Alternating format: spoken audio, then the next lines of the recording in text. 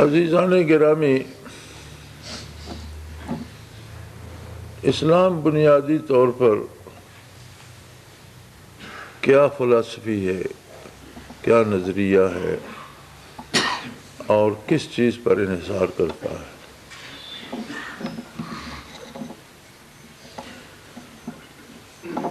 اللہ کریم کی یہ کائنات رواں دواں تھی،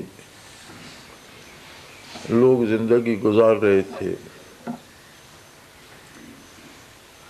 لوگوں کے پاس ذریعہ معاش بھی تھے، اچھے یا برے، کھاتے پیتے بھی تھے، گھر بھی بساتے تھے، اولادیں بھی ہوتی تھیں، حکومتیں بھی تھیں، ممالک بھی تھے، زندگی کا ہر کام لوگ کرتے تھے۔ لیکن اس میں عالمی سطح پر، ملکی سطح پر، قومی سطح پر اور ذاتی سطح پر کوئی ترتیب نہیں تھی۔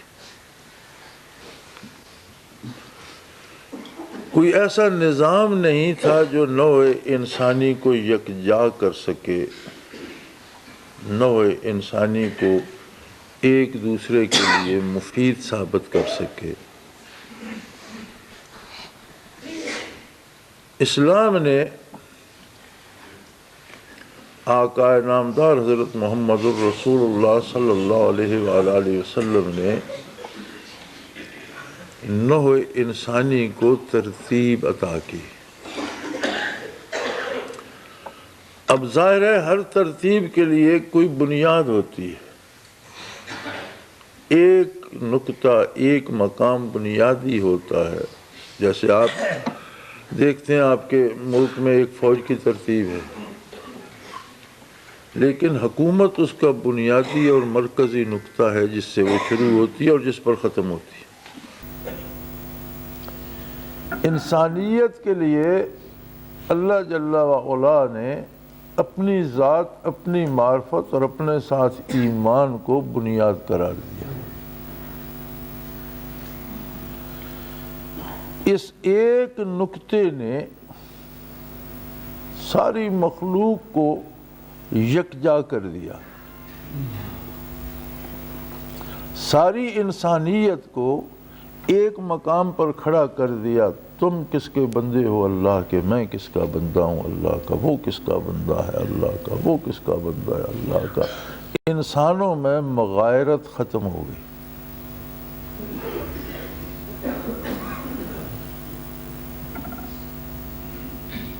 اب جس نے اس نقطے کو قبول نہیں کیا اور اللہ پر ایمان نہیں لایا، تب سے اب تک دیکھ لو، تاریخ انسانی گواہ ہے کہ کفار کی زندگیوں میں کبھی کوئی ترتیب درست نہیں بیٹھتی۔ ہمیشہ ہر فرد الگ جیتا ہے، ہر شخص اپنے مفادات کے لیے محنت کرتا ہے اور ہر شخص اپنی الگ زندگی جیتا ہے۔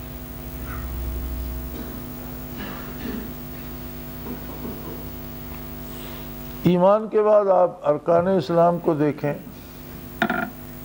عبادات کو دیکھیں، ہر جگہ ایک ترتیب موجود ہے۔ لاکھوں آدمی حج کے اجتماع پہ جمع ہوتے ہیں، عرفات میں امام تو ایک ہوتا ہے، حرم میں امام تو ایک ہوتا ہے۔ اب اس ایک آدمی کے اشارے پر لاکھوں آدمی رکوع سجود کر رہے ہیں۔ ان میں سے کوئی کہے کہ جسے رکوع سجدے کرنے دو، میں جماعت میں تو شامل ہوں، تو اپنی فرصت میں جب یہ چلا جائے گا میں کر لوں گا رکوع سجود، تو اس کی ہو جائے گی نماز، حج ادا ہو جائے گا۔ آپ یہاں نماز پڑھتے ہیں، ایک امام ہے، سینکڑوں مقتدی ہیں۔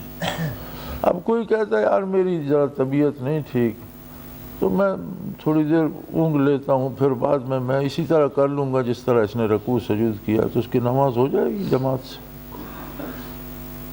ایک ترتیب ہے، اس کے لیے ایک وقت ہے، ایک طریقہ کار ہے۔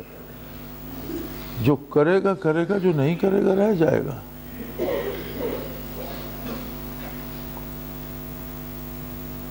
تمام عبادات کو، رمضان کو، زکوٰۃ کو، فرائض کو، واجبات کو، سنن کو دیکھ لیں، ایک خوبصورت ترتیب ہے اور ہر چیز موتیوں کی طرح پروئی ہوئی ہے۔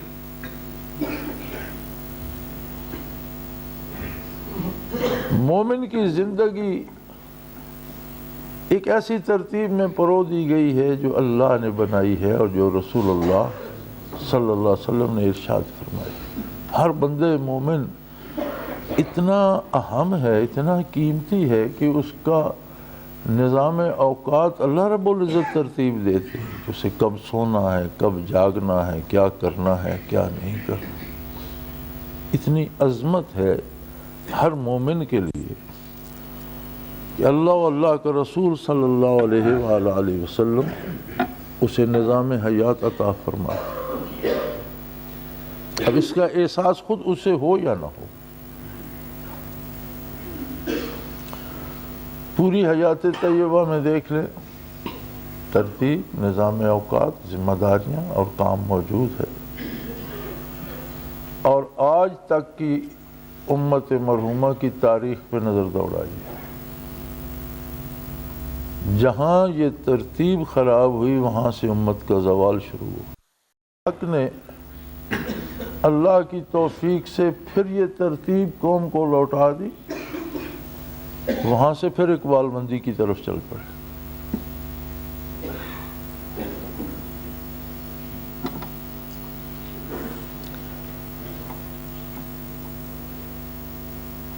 عجیب بات یہ ہے کہ ذکر اذکار کو، اللہ اللہ کرنے کو، یا کہہ لیجئے تصوف کو، زیادہ آسان لفظوں میں کہہ لیجئے تو فقیری کو، ایک ایسا تصور دے دیا گیا ہے کہ یہ کوئی الگ سی مخلوق ہوتی ہے اور ناکارہ سے لوگ ہوتے ہیں، بلکہ انہیں تو آبادیوں میں ہونا نہیں چاہیے، یہ تو جنگلوں میں بسیں، جانوروں کے ساتھ رہیں۔ یہ تصور ہمارے ہاں ہندوازم سے آیا ہے۔ ذاکر، صوفی، اللہ اللہ کرنے والا دوسروں سے بہت بہتر انسان ہوتا ہے۔ ذکر کی برکت یہ ہوتی ہے کہ اپنے ہم اثروں میں وہ ممتاز ہوتا ہے، ایمان و یقین کے اعتبار سے بھی اور اپنی کارکردگی کے اعتبار سے، اور کسی لباس سے مختص نظر نہیں آتا کہ اسے لمبا سا چوغا پہنا دو، ایک ٹوپی پہنا، اوپر پگڑی باندھو، اوپر ایک چادر دے دو تو پیر صاحب ہو گئے، اس کی ضرورت نہیں ہوتی۔ دیکھا یہ جاتا ہے کہ اتباع شریعت میں وہ دوسروں سے کتنا ممتاز ہے، دوسروں کی بہتری کے لیے وہ دوسروں سے کتنا آگے ہے، دنیا کی خیر کے لیے وہ دوسروں سے کس قدر آگے ہے، اوقات کار میں وہ کتنا کام کرتا ہے اور دوسرے لوگ کتنا کام کرتے ہیں، کیا خصوصیات ہے اس کی۔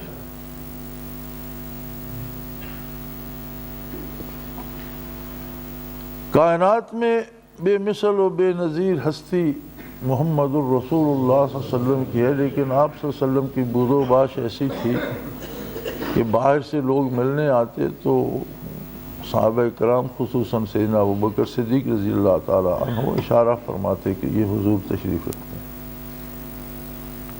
ورنہ نئے آنے والے کو دقت ہوتی تھی۔ آپ کا رہن سہن، آپ کا لباس، آپ کا اٹھنا ویسے ہی ہوتا تھا جیسا ہم سامنے، کوئی ایسا امتیازی نشان نہیں تھا کہ کوئی خاص قسم کی پگڑی ہو، خاص اوپر ٹوپی ہو، خاص چادر لپیٹی، جس طرح آج کل کا رواج ہے، گرمی سے مر رہے ہیں اور 6 چادریں لپیٹ رکھی ہیں کہ پیر صاحب نے برقع بنا رکھا۔ اسلام حلیے سے اور شکلوں سے نہیں، کردار سے ناپتا ہے، اور بہت بڑا کام یہ ہے کہ واقعی اس کے دل میں انوارات الہی ہوں، واقعی اسے منازل و مقامات قرب نصیب ہوں، لیکن اس کا رہن سہن اپنے معاشرے اور اپنی حیثیت کے مطابق ہو۔ اور یہ بہت مشکل ہے، آسان کام نہیں ہے۔ بڑے بڑوں کے ہوش گم ہو جاتے ہیں، بے اختیار ہو جاتے ہیں۔ عام آدمی کی زندگی جینا صاحب حال ہوتے ہوئے سب سے مشکل کام، لیکن اس زندگی میں وہ ترتیب جو اسے اسلام عطا کرتا ہے وہ ہونی چاہیے۔ عبادت کے وقت عبادت، مزدوری کے وقت مزدوری، کام کے وقت کام، اور آرام کو قربان کر کے مزید کام کرے۔ اگر ترتیب نکال دی جائے تو ایک آوارہ گروہ بن جاتا ہے جس کی کوئی حیثیت نہیں بنتی۔ میں نے عرض کیا نا کہ صوفیاء کی اکثریت اوسان کھو بیٹھتی ہے اور وہ تو مکلف نہیں رہتے، پیروکار بھی اسی کو طریقہ حیات بنا لے۔ لیکن یہاں اللہ کا احسان ہے، نہ حضرت رحمۃ اللہ علیہ پر سپر وارد ہوا اور نہ اللہ نے مجھ پر کیا۔ اللہ کا احسان ہے کہ ہم باہوش ہیں، مکلف ہیں اور زندگی کی ترتیب کے مکلف ہیں اور اس کے مطابق بسر اوقات کرتے ہیں۔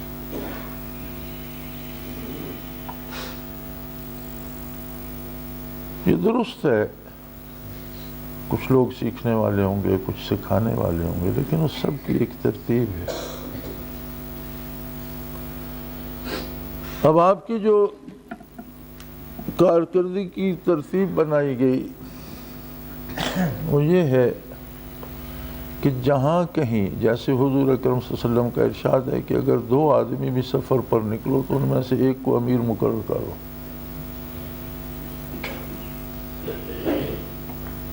جہاں کہیں 2 ساتھی بھی ہیں وہاں بھی ایک ذمہ دار ہونا چاہیے اور ایک اس کا ساتھی۔ جہاں 10 ہیں، 12 ہیں، 4 ہیں، پھر ان کے عمل سے، ان کے لوگوں کے ساتھ سلوک سے، ان کے کردار سے لوگوں نے اس نعمت کو قبول کرنا ہے۔ ایک آدمی خود اپنا کردار پیش نہیں کرتا اور بڑے بڑے وعظ کرتا ہے تو اس سے کوئی فرق نہیں پڑتا، باتوں سے کچھ نہیں ہوتا۔ ہاں لوگوں کو نظر آئے کہ یہ آدمی سچا ہے، کھرا ہے، دیانتدار ہے، امین ہے، تو وہ چیز انہیں متوجہ کرتی ہے۔ کیسی عجیب بات ہے کہ آپ کو ایک ترتیب دی گئی کہ ہر ذمہ دار شخص ہر مہینے اپنی رپورٹ بھیجے گا۔ اس کی کیا ضرورت ہے؟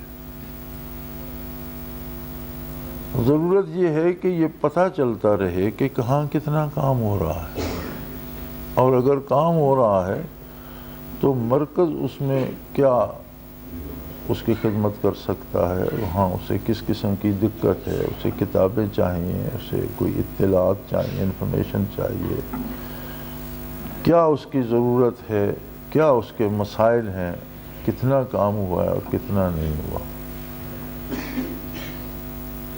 اب کل کی ڈاک میں ایک ساتھی کی ستمبر سے لے کر دسمبر تک کی رپورٹیں آئیں، اوپر نام اور نیچے دستخط۔ اب جب ستمبر، اکتوبر، نومبر، دسمبر کی بیٹھ کر آپ ایک دفعہ لکھ کر انہیں الگ الگ لفافوں میں ڈالیں گے تو ایک دن کے 6 لفافے آئے اور ان میں صرف وہ ایک فارم ہے، اوپر نام ہے اور جگہ کا نام ہے، نیچے دستخط ہیں۔ یہ تو کوئی بات نہ ہوئی۔ یہ تو یہی بات ہوئی کہ بس شام کو اٹھیں گے جی، فارغ ہوئے تو 5 نمازوں کی اٹھک بیٹھک کر لیں گے اور باجماعت کا ثواب مل جائے گا۔ یہ تو مقصد تو نہیں ہے کہ آپ ایک کاغذ سیاہ کر کے بھیج دیں اور وہ خانہ پوری ہو جائے، اس سے تو کوئی حاصل نہیں۔ اب اس سے میں نے جو سمجھا وہ یہ ہے کہ حضرت نے کام نہیں کیا۔ روٹین میں جو ذکر ہوتا ہے، جو آگے دو کو کرا دیا، 4 آگے 4 کو کرا دیا، کوئی نہ آیا تو نہ کیا، بس روٹین میں وقت گزرتا اور اب خیال آیا کہ بھئی وہ رپورٹیں لیٹ ہو گئیں، 5-6 اکٹھی لکھ کے بھیج دیں، تو یہ کوئی خانہ پوری تو مقصد نہیں ہے۔ گزشتہ کئی مہینوں سے ہر اجلاس پہ یہ شکایت ہوتی ہے کہ جی وہ رپورٹیں مجازین کی اور امراء کی نہیں پہنچتی ہیں۔ عجیب بات ہے،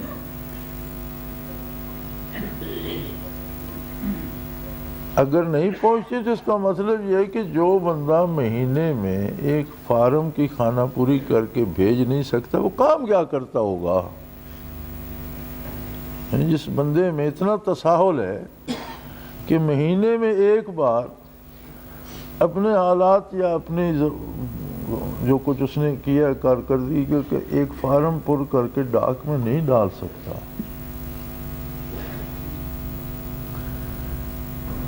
کم و بیش اوسطاً اگر اوسط نکالی جائے تو غالباً 30 کے لگ بھگ روزانہ کے خط ہوتے ہیں جن کے جواب میں خود دیتا ہوں، خط پڑھتا بھی ہوں جواب۔ اب ابھی لوگوں کو شکایت ہوتی ہے کہ آپ لمبا نہیں لکھتے، اور جب خود لکھتے ہیں تو بعض اوقات 8 صفحے لکھی ہوتے ہیں اور ان میں کام کا ایک فقرہ ہوتا ہے، باقی سارا قصہ کہانی ہوتا ہے۔ 8 صفحوں میں سے ایک بات کام کی ملتی ہے کہ میری طبیعت خراب ہے یا بیٹا بیمار ہے یا مجھ پر مقدمہ بن گیا، ایک کام کی ایک بات ہوتی ہے، باقی 8 صفحے ہوتے ہیں، اور تمہید یہ کرتے ہیں، احسان کرتے ہیں مجھ پر، تمہید یہ کرتے ہیں کہ میں اتنے عرصے سے ذکر کر رہا ہوں، چھوڑ دو کر رہے ہو۔ جو ذکر نہیں کرتے وہ بھی خط تو لکھتے ہیں، جواب تو نہیں بھی دیا جاتا ہے۔ اتنے عرصے سے بیعت ہوں، یہ احسان کرتے ہیں کہ ہم نے آپ پر احسان کر رکھا ہے اس لیے آپ ضرور جواب لیں۔ اس کے باوجود کبھی میں نے بھی شکایت کی ہے، روزانہ کا ناشتے کے بعد پہلا کام یہ ہوتا ہے کہ روزانہ کی ڈاک روزانہ نکال دی جائے۔ تو آپ کی طبیعت پہ مہینے میں ایک فارم پر کرنا بارہ گراں گزرتا ہے، تو وہ کیا کام کر رہے ہیں آپ؟ اگر آپ کام نہیں کر رہے تو اللہ کریم آپ کو جنت الفردوس عطا کرے، ہمیں اس پہ کیا اعتراض ہے، لیکن ہمارے کس کام کے؟ جنت جائیں تو جائیں، ہمیں اس سے کیا غرض؟ دین کے کس کام کے، انسانیت کے کس کام کے، امت کے کس کام آئے؟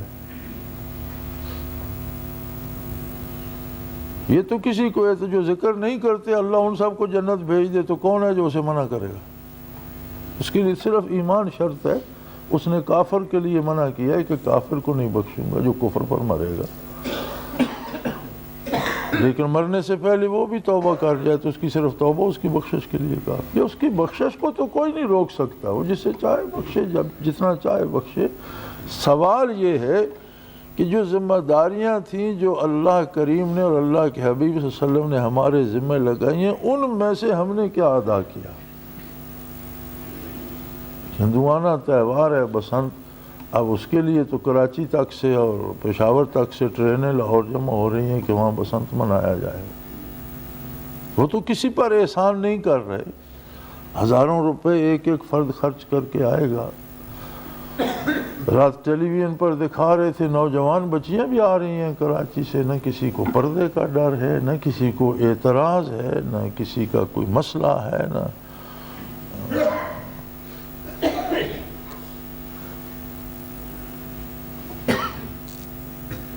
تو بسنت ایک تہوار تو ہندوؤں کا ہے، اس تہوار کے لیے ہم اگر اتنا اہتمام کر سکتے ہیں، یا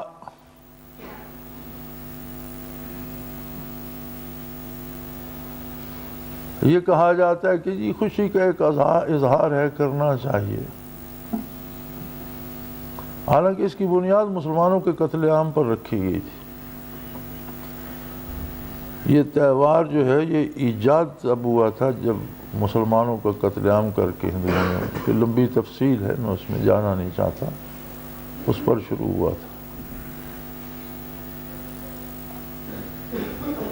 اسی طرح اپریل فول مناتے ہیں، اس کی بنیاد بھی ٹیپو سلطان شہید رحمۃ اللہ علیہ کے ساتھ دھوکے پر رکھی گئی تھی۔ 1 اپریل تھی جب جعفر از بنگال اور صادق دکن میر صادق نے فوج کو تنخواہ لینے کا حکم دے دیا، انہیں ادھر بھیج دیا، سلطان کو اس سے بے خبر رکھا اور انگریزوں کو حملے کا اشارہ کر دیا۔ تو انگریز منایا کرتے تھے 1 اپریل فول، ہم بھی مناتے ہیں۔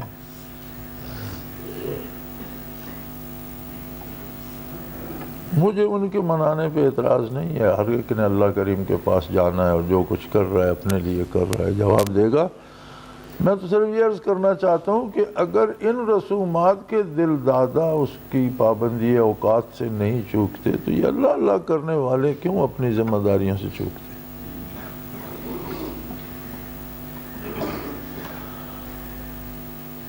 اہل اللہ کی کرامات میں جو بات سر فہرست ہے، وہ صحابہ کرام ہوں یا ائمہ کرام یا اولیاء اعظام، وہ یہ ہے کہ دنیا حیران ہو جاتی ہے کہ اس شخص کی زندگی اتنی تھی، اس نے کام اتنا کیا جو صدیوں میں نہیں ہو سکتا۔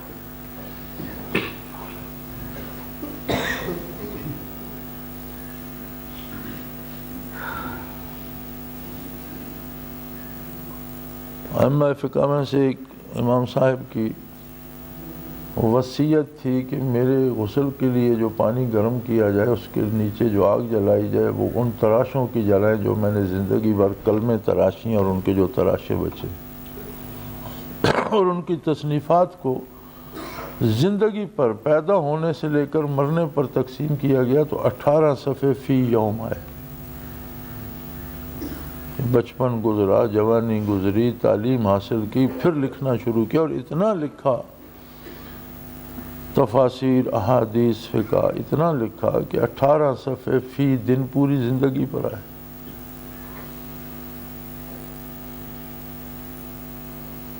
یعنی ان کی زندگیوں میں اللہ کریم برکت دے دے۔ برکت سے یہ مراد ہوتی ہے کہ وقت تھوڑا ہوتا ہے اور کام بہت زیادہ ہو جاتا ہے۔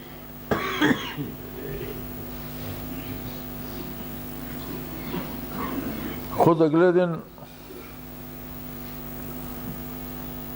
سیٹلائٹ پہ ایک پروگرام چل رہا تھا ان لوگوں کا جنہوں نے بہت کارۂ نمایاں کی، تو اس میں سر فہرست اہل مغرب یہ کہہ رہے تھے کہ واحد ہستی ہے محمد الرسول اللہ صلی اللہ علیہ وسلم جس نے صرف 23 برسوں میں پوری روئے زمین کو انقلاب آشنا کر دیا۔ یہ کافر بھی قبول کر رہے تھے کہ صرف جسٹ ان 23 years، یہ الفاظ تھے، just in 23 years he changed the whole world۔ صرف 23 برسوں میں روئے زمین کو ایک انقلاب آشنا کر دیا اور ایک تبدیلی پیدا کر دی انسانوں۔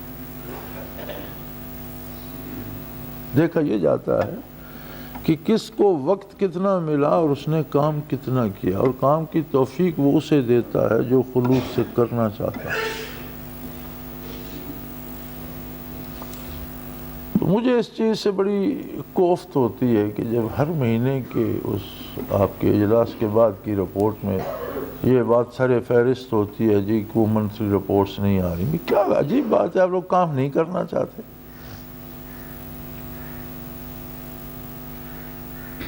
یا کرتے نہیں ہیں؟ جب کرتا ہی کچھ نہیں بندہ تو رپورٹ کیا بھیجے گا؟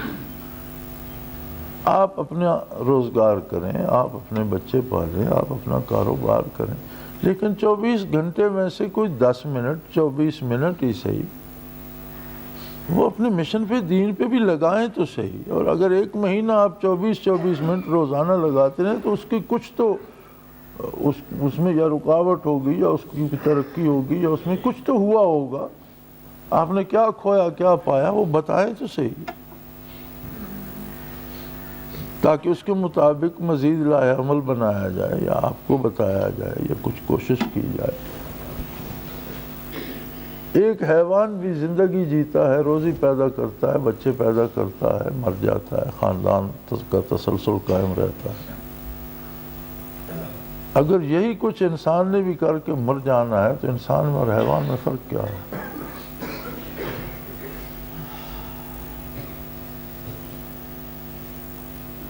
دوسری بات یہ ہے کہ یہ کوئی ایسی تنظیم نہیں ہے جو لوگوں کو طے کرنا چاہتی ہے اور ان پر مسلط ہونا چاہتی ہے۔ یہ تو لوگوں کی خیر خواہ ہے اور لوگوں کو اللہ کی طرف بلانا چاہتی ہے اور اللہ کے غضب سے بچانا چاہتی ہے، اور یہ کام محبت سے ہوتا ہے، یہ کام جبر سے یا حسد سے یا دوسرے کو مغلوب کرنے کے نظریے سے نہیں ہوتا۔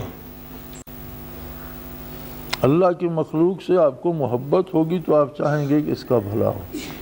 ہم چاہتے ہیں میری اولاد کا بھلا ہو، ہمیں اس سے محبت۔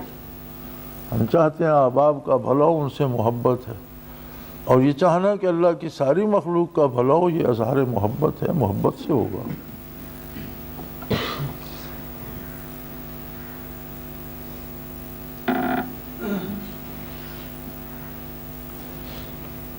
صوفیاء نے بڑے بڑے مجاہدے کرائے، اور ہمارے سلسلے میں بھی ایسے لوگ موجود تھے جن سے ان کے اساتذہ نے 2 سال ایک لطیفے پہ لگوائے۔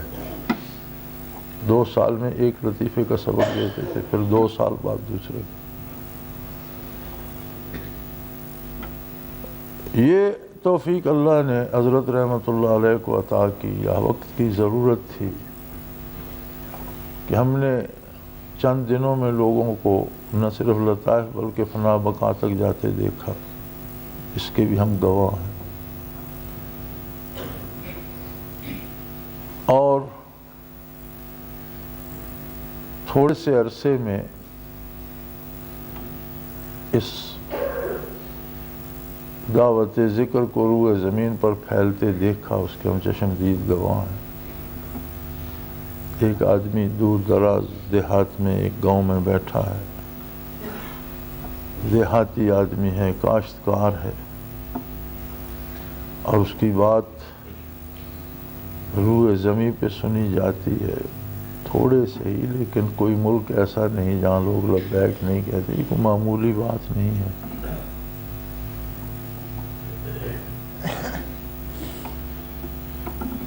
بلکہ ہمارے بہت سے پیر خانے ایسے ہیں جو یہ، میرے ساتھ بھی یہ بات ہوئی ہے کہ عجیب بات ہے یار، یہ ایسا کام ہے، اسے اتنی دور تک پھیلا دینا یہ کیسے ممکن ہے؟ یہ تو لوگ چھپ کے کرتے ہیں۔ ایک سیاسی نعرے کو پھیلانا ایک اور بات ہے، کسی دوستی دشمنی کی بات کو پھیلانا ہے، یہ تو بہت مشکل کام ہے۔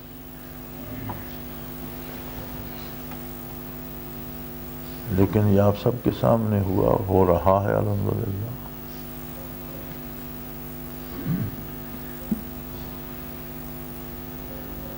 ہر ایک کو اس کا اپنا نصیبہ ملے گا جو اس کی کارکردگی ہے، جتنا خلوص ہے اور جتنا عمل ہے۔ عمل کا وزن خلوص سے ہوتا ہے۔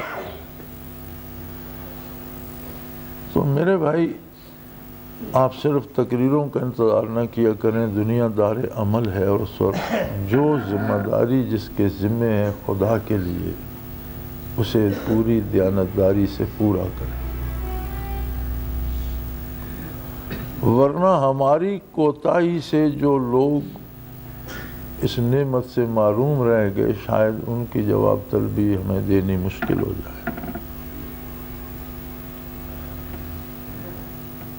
الحمدللہ ہمیں کسی سے دولت کی، کسی سے کسی سیاسی عہدے کی، کسی وزارت، کسی عمارت کی ضرورت نہیں ہے، کسی بڑائی کا کوئی شوق نہیں ہے۔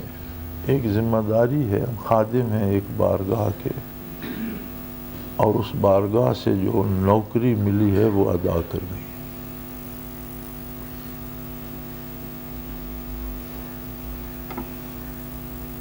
تو میرا دل یہ چاہتا ہے کہ آئندہ مجھے کوئی یہ نہ کہے کہ جی احباب نے اپنی ماہانہ اطلاعات فراہم نہیں کی، یہ میری آرزو ہے، میرا دل چاہتا ہے کہ ایسا۔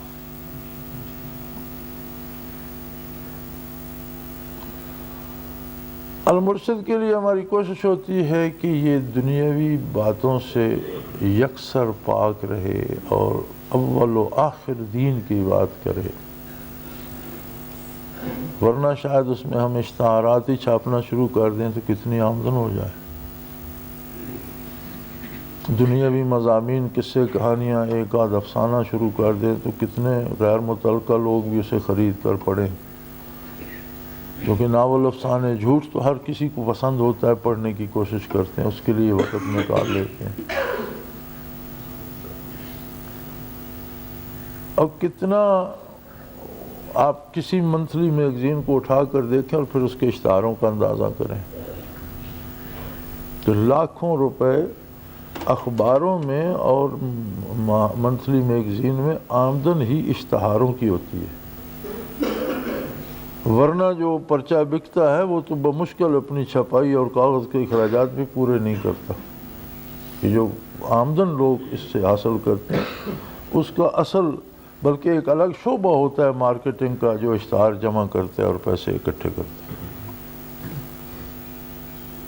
تو اگر پیسہ مطلوب ہو تو المرشد میں بھی یہ سب کچھ کیا جا سکتا ہے۔ ایک منتھلی میگزین ہے، اس میں طرح طرح کے اشتہار شامل کیے جائے، کچھ 2-4 کہانیاں، کوئی تاریخی کہانی، کوئی افسانہ، کوئی ناول، کوئی ایک آدھ تقریر بھی چھاپ دی جائے تو وہ بھی رنگا رنگ ایک رسالہ بن جائے گا اور کروڑوں روپے کی آمدن ہو جائے گی۔ اس آمدن کو ہم کیا کریں گے؟ کروڑوں روپے آنے سے اگر ایک انسان بدل جائے تو اس کا ٹارگٹ وہ ہے۔ اس کا ٹارگٹ روپیہ نہیں ہے، اس کا ٹارگٹ یہ ہے کہ ایک انسان تو بدل جائے، کسی کے پلے تو کوئی بات کسی تک اللہ کے رسول کی بات پہنچے صلی اللہ علیہ وسلم۔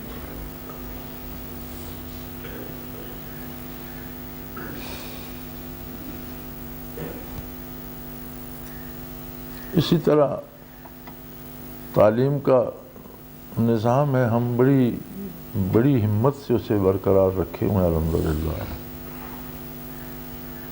ورنہ ایک جہان اس کے خلاف ہے کہ ایسا نہیں ہونا چاہیے۔ اب اس میں احباب کی شراکت اتنی ہے کہ اس میں بچے اتنے ہوتے ہیں جو اپنا سالانہ خرچ بھی پورا نہیں کرتے اور اس کا بہت سا حصہ مجھے دینا پڑتا ہے۔ تو بچے تو سب کے پڑھ رہے ہیں کہیں نہ کہیں۔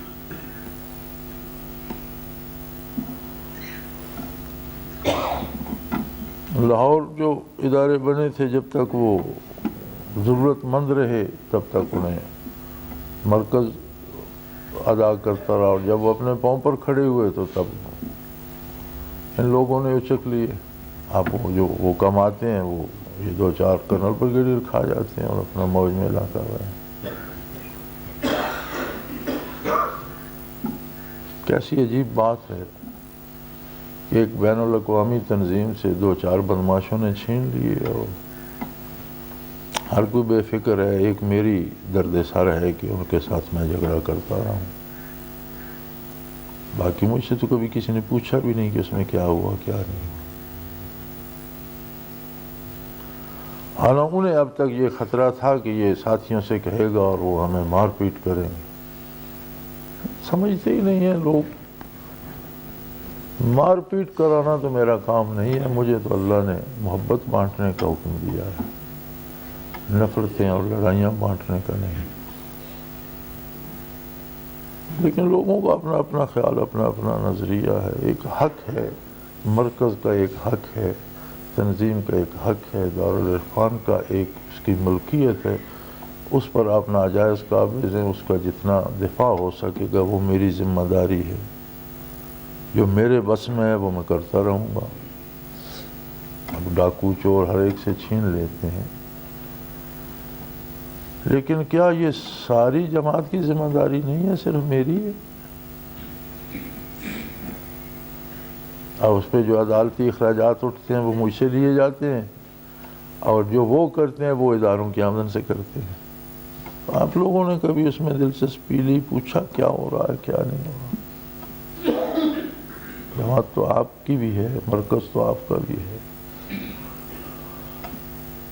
تو یہ زندگی بے حسی سے نہیں جی جاتی، اور یہ دنیا بے حسی سے قائم نہیں رہتی، اور دین بے حسی سے باقی نہیں رہتا، آدمی جانوروں کی طرح ہو جاتا ہے۔ الحمدللہ اللہ نے توفیق دی ہے، اور جتنی سکت ہے اور جہاں تک توفیق ہے ہماری تو ذمہ داری ہے، ہم تو بھاگ نہیں سکتے۔ لیکن آپ کے لیے بھی میں دعا کرتا ہوں کہ آپ کو بھی اللہ احساس ذمہ داری دے۔ اور مجھے سخت کوفت ہوتی ہے جب میں یہ سنتا ہوں کہ فلاں اب صاحب مجاز ہے، ایک امیر ہے، اس نے اطلاع تک نہیں دی 6 مہینے، کیا فائدہ ہو؟ اگر کوئی کام کرے تو وہ تو مہینہ بھی بےتابی سے گزارے کہ میری کارکردگی جائے، میں بتاؤں میں نے یہ تیر مارا ہے۔ آدمی کا ایک مزاج ہوتا ہے کہ اسے کوئی بھی کامیابی ہو تو وہ چاہتا ہے کہ میں یہ بیان کروں۔ تو اس نہ آنے سے میں تو یہ سمجھتا ہوں کہ لوگ کام نہیں کرتے۔ اب یہ الگ بات کہ ہمیں تو سب عزیز ہیں اور ہم چاہتے ہیں کہ اللہ کے بندے ڈھیلے ڈھالے جیسے بھی ہوں اللہ کے عذاب سے بچ جائیں، انہیں محبت الہی نصیب ہو، قرب الہی نصیب ہو، اللہ سب کی خطائیں معاف کرے اور سب کو مقامات قرب عطا کرے۔ لیکن یاد رکھیں اس کے نبی علیہ الصلوۃ والسلام کو ایک صحابی وضو کروا رہے تھے، آپ وضو فرما رہے تھے، وہ پانی ڈال رہے تھے، تو عرض کیا یا رسول اللہ صلی اللہ علیہ وسلم میرے حق میں دعا کر دیجئے کہ میں جنت میں بھی اسی طرح آپ کی خدمت پر معمور اور آپ کے ساتھ ہوں۔ آپ صلی اللہ علیہ وسلم مسکرائے اور فرمایا اگر یہ چاہتے ہو تو تہجد سے میری امداد کرو، میری مدد کرو۔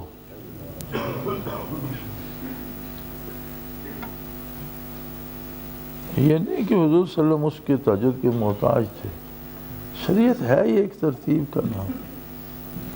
فرمایا میں تو یہ کرم کروں گا، تم اپنی استعداد بھی تو ظاہر کرو، کم از کم تہجد کو آئندہ پابند کر لو، زندگی پر تہجد نہ چھوڑنا، کچھ تو تم بھی کرو۔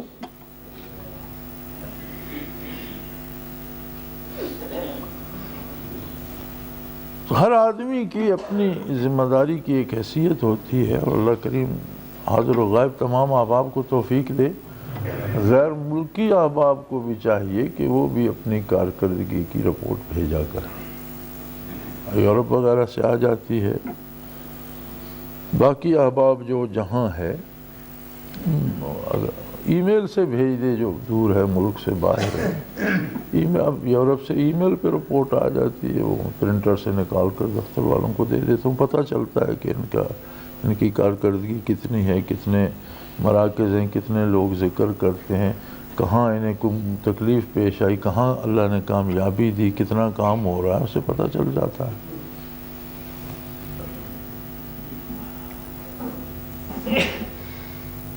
اب رات برطانیہ والوں کی ای میل تھی کہ جی کل ہمارا اتوار کو ماہانہ اجتماع ہے اور شام کو ہم رپورٹ بھیج دیں گے۔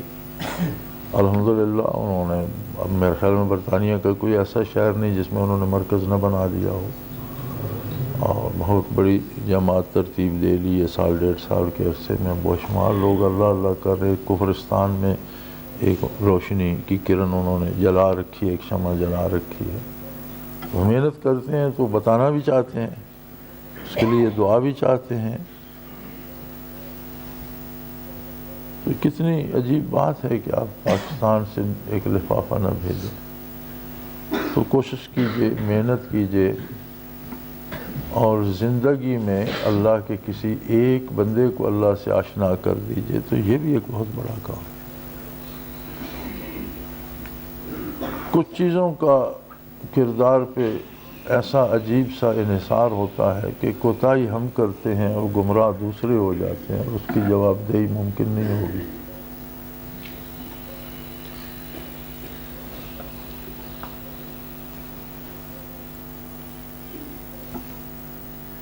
گناہ نہ کرنے کا حکم ہے، لیکن اگر کوئی باز نہ آئے تو پھر یہ حکم بھی ہے کہ اگر خود باز نہیں آتے تو سر عام نہ کرو، دعوت گناہ نہ بنو کہ تمہیں دیکھ کر دوسرے بھی کریں، کم از کم اتنا حیا تو کرو کہ وہ جرم چھپ کر کر لو۔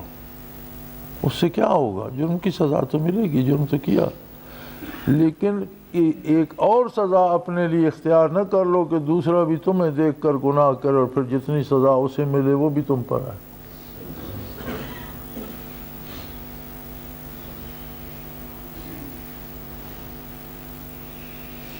تو بعض چیزیں ایسی ہوتی ہیں جن کا انحصار کسی شخص کی کا ایک مسکین بھوکا مر جاتا ہے اور اس کا رزق ہمارے پاس ہے، ہمارے پاس ہے، کھانا ہے، اور دوسرا بھوکا مر رہا ہے، ہم نے اسے نہیں دیا۔ اب اس کا جواب دینا آسان نہیں ہوگا۔ تو اگر ایک آدمی گمراہ ہو رہا ہے اور ہمارے پاس ایک اللہ کی امانت ہے، ہم اس تک پہنچائیں تو صحیح، قبول کرتا ہے الحمدللہ، نہیں کرتا تو آپ کا حق تو ادا ہو گیا۔ تو اسے صرف اس بات میں نہ رکھیے کہ میرے اتنے منازل ہو گئے، دیکھیے اس بات سے کہ اللہ کی مخلوق میں سے کتنے بندوں کو بچانے کا سبب ہم ہیں۔ نبی صلی اللہ علیہ وسلم کا ارشاد ہے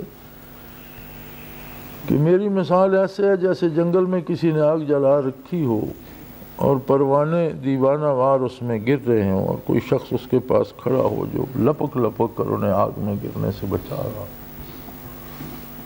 انسانیت میں آپ صلی اللہ علیہ وسلم نے فرمایا میری مثال ایسی ہے کہ جو دوزخ میں گرنا چاہتے ہیں، میں بھاگ بھاگ کر انہیں پکڑ پکڑ کر کھینچ رہا ہوں۔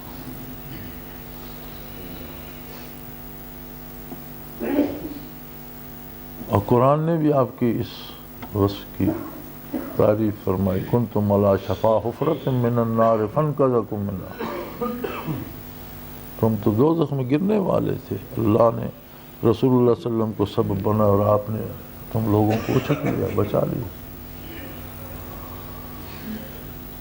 تو اللہ کریم توفیق دے میرے بھائی، اپنے کام میں باقاعدگی پیدا کرو، اپنے معمولات میں باقاعدگی پیدا کرو، اپنے اذکار میں باقاعدگی پیدا کرو، اپنے رزق کو حرام سے بچاؤ، زبان کو جھوٹ سے بچاؤ۔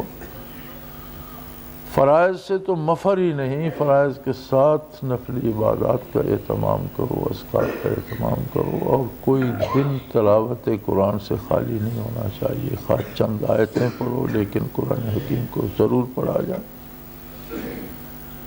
زبان کو درود شریف سے تر رکھو، دنیا و آخرت کے لیے اس سے بڑا کوئی وظیفہ نہیں ہے اور اس سے بڑی کوئی دعا نہیں ہے۔ جب بھی یاد آئے، جہاں بھی یاد آئے، درود شریف پڑھتے رہو، اللہ کریم آپ کی مدد کرے۔ یہ یاد رکھو، انقلاب کو آنا ہے اور وہ آئے گا۔ سیلاب اور انقلاب راستے نہیں دیکھتے، راستے بنایا کرتے۔ یہ سرزمین، اس پر حق و باطل کا معرکہ بپا ہوگا، حق غالب ہوگا، اور نہ صرف پاکستان، بر صغیر سارا اسلامی ریاست بنے، مجھے اس میں کوئی شبہ نہیں۔ کب ہوگا، کیسے ہوگا، یہ اس کی مرضی۔ میں یہ جانتا ہوں کہ جو یہ درد لے کر دنیا سے چلا بھی گیا کہ میں اس عظیم انقلاب کی تیاری کر رہا ہوں، دنیا سے چلا بھی گیا تو اللہ اسے اس میں شامل کرے گا۔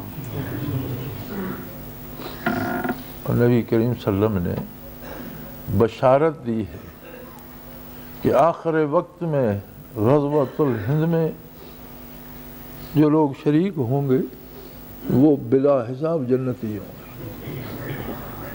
آپ صلی اللہ علیہ وسلم نے پہلی جماعتوں کی بشارت دی، غزوہ احد والوں کو بشارت دی۔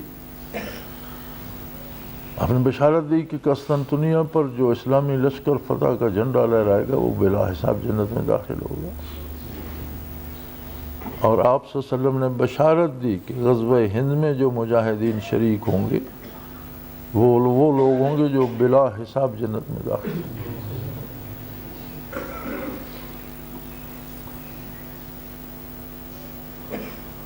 علامہ ابن کثیر رحمۃ اللہ تعالیٰ علیہ نے ایک حدیث نقل فرمائی ہے کہ حشر کو کچھ لوگ اٹھیں گے، بدن دریدہ، کپڑے خون آلود، اسلحہ پاس، اور وہ بجائے میدان حشر اور حساب کتاب کی طرف آنے کے جنت کی طرف بڑھیں گے اور تلوار کے دستے سے دروازہ کھٹکھٹائیں گے۔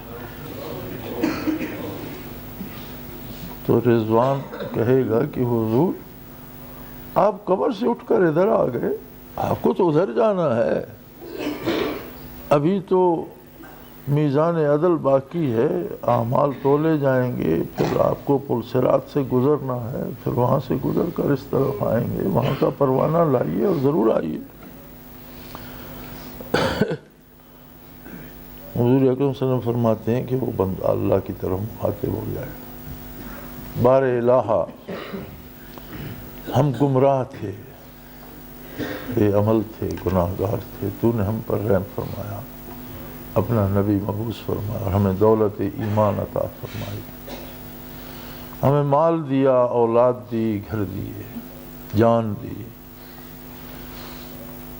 لیکن تو نے ہمیں یہ توفیق بھی دی کہ تیری خاطر ہم نے گھر چھوڑ دیے، بیٹے نچھاور کر دیے، جان بچتی تھی اس کے بھی پر خرچے اڑا دیے، ہم نے بچا کے کچھ نہیں رکھا۔ آج یہ تیرا فرشتہ ہمیں حساب کتاب کی باتیں سناتا، تو ہی بتا ہم نے کیا بچا کے رکھا ہے کہ اس کا حساب کتاب ہے۔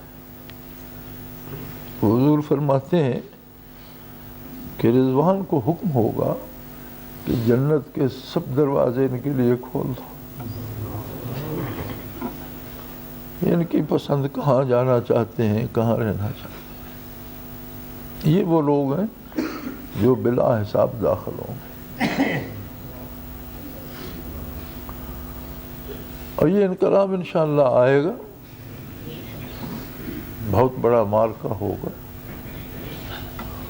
مومن سرخرو ہوں گے، فاتح ہوں گے، اور صرف پاکستان یہ بنگلہ دیش ہی نہیں، سارا بر صغیر اسلامی ریاست بنے گا اور روئے زمین پر اسلام کی سربلندی کی بنیاد بنے گی۔ اللہ ہمیں نصیب کرے، یہ اس کی عطا، لیکن زندگی ساتھ نہ دے تو ہم اس منزل کے سفر میں تو مریں۔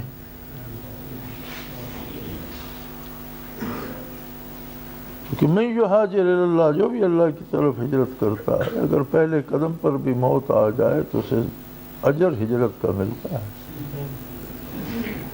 جو بھی اس خلوص سے محنت کر رہا ہے، موت آ بھی جائے اس کا نقصان نہیں ہوگا، اسے انہی میں شامل کیا جائے گا۔ تو میں یہ چاہتا ہوں کہ ہم سب اس خلوص سے محنت کریں کہ اللہ ہم غزوہ ہند کے سپاہی ہیں، ہم سے وہ کام لے، اللہ کرے ہمیں اس میں شمولیت نصیب ہو تو اس سے بڑا اعزاز کیا ہے۔ لیکن ہو سکتا ہے زندگی ساتھ چھوڑ جائے اور وہ وقت بعد کا ہو تو بھی ہم اس راستے میں تو دم توڑیں۔ تو مقصد کو سامنے رکھ کر کام کیجئے۔ اللہ کریم آپ کو توفیق دے۔ وآخر دعوانا الحمدللہ رب العالمین، الحمدللہ رب العالمین، والصلاة والسلام علی حبیبہ محمد وآلہ وسلم۔ اللہم ربنا لا تقتلنا بغضبک ولا تہلکنا بعذابک واعف عنا قبل ذلک۔ اللہم ربنا لا تسلط علینا من لا یرحمنا، انت ولینا فی سفرنا وحضرنا فی مالنا واہلنا، انت ولینا فی الدنیا والآخرۃ، توفنا مسلمین والحقنا بالصالحین۔